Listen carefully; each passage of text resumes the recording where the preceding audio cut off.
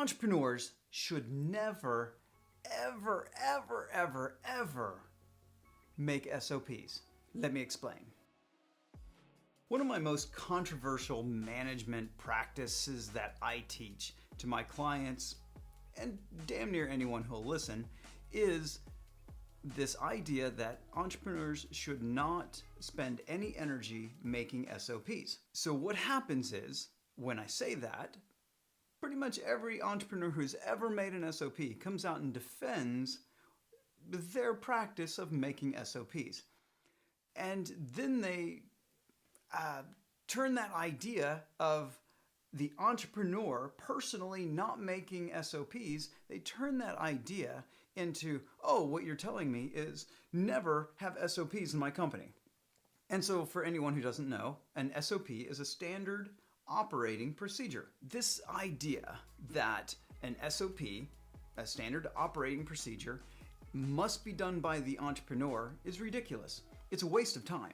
The entrepreneur, the number one purpose of the entrepreneur is to organize the labor, the systems, the computers, the equipment, all those things, to organize it, to bring it all together. You know, you assemble it, bring it all together, and then manage the operation of it. Making these assets, the assembly of labor and equipment and software and all those things. Taking those assets and guiding them in a particular direction to generate a profit. That's the entrepreneur's job. The entrepreneur's job is not to sit at their laptop and type away and create checklists and processes. So, who is this concept not for? Let me jump into that. If you're a freelancer, if you're self-employed, if your business is your job is your business. If that's you, if that's the thing that you're doing, if you are actively engaged in the labor of your business, then by all means, make checklists, make SOPs. It'll improve your productivity, your efficiency. You might even be able to increase your personal income by as much as 25% by putting in the effort on creating standard operating procedures for your freelance, your self-employed job. That's a good idea because, well, you're the one personally laboring, so it makes sense for you to increase your efficiency and productivity because you'll earn more of an income. If you are trying to grow beyond that, then you're putting too much energy on systemizing something that's likely to be discarded as you get bigger. So let me go into what that means. So if you're an entrepreneur who is intending to build a multi-million-dollar business, then everything under $1 million in revenue, everything that you do under $1 million of revenue is to generate revenue. That's your number one thing you must do, is figure out how to generate revenue. Not how do I make the systems that we do inside the company super efficient. We're not looking for efficiency yet.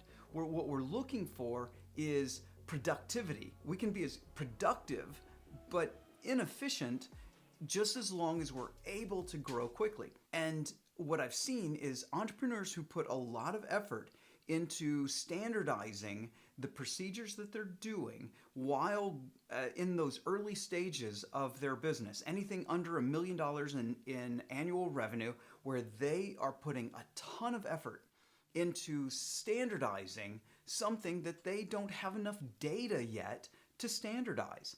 And so what that does is it creates friction. It creates management friction inside the company. And when you're creating a lot of management friction inside of your company, you grow slower. That's the whole idea. This idea, it's a very controversial idea of mine, that the entrepreneur should never personally make an SOP.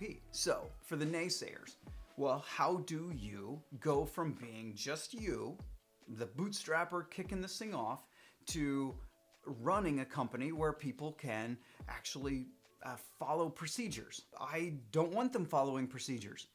Like I said, the early days are not about making procedure. The early days are about generating revenue. So you bring people into the company. You've been doing certain activities inside the company.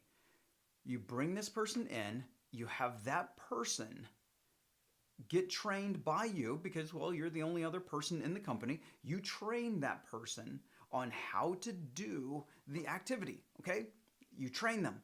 Then you have that person create the standard operating procedure, assuming the procedure's not in flux, meaning it's not changing on a regular basis. If you have something that is standard, you do it the same way every single time, great. Have that employee create the standard operating procedure for you. That's their job. And that person will then keep that maintained. They'll keep the procedure maintained. If there's any alterations in the procedure, they'll maintain the SOP.